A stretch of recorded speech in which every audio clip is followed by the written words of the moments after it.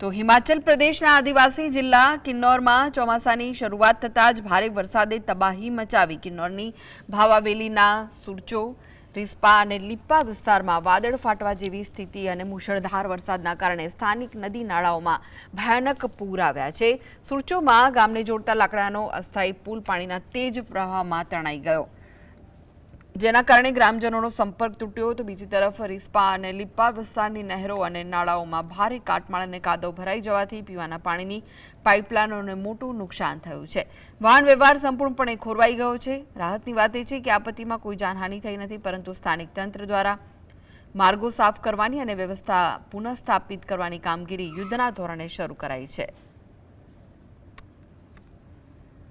Jeepable पुल जो लगा है इसको बहुत खतरा है. मैं सीओ के माध्यम से चाहे विभाग को चाहे सरकार से मैं आग्रह करता हूँ ये पुल के साथ सीसी लाइनिंग करके पुल के नीचे मलबा को हटाने का तुरंत आप कोशिश करें. There has been no major loss of land, life और property. हमारा जो सुरचो गांव है भावाबेली में, वहाँ पे सुरचो खड्ड में पानी ज़्यादा बढ़ जाने से उसमें जो टेम्परेरी हमारा वुडन ब्रिज था उसको डैमेज हुआ है, वो बह गया है, जिस वजह से सुरचो गांव का ऐसा रास्ता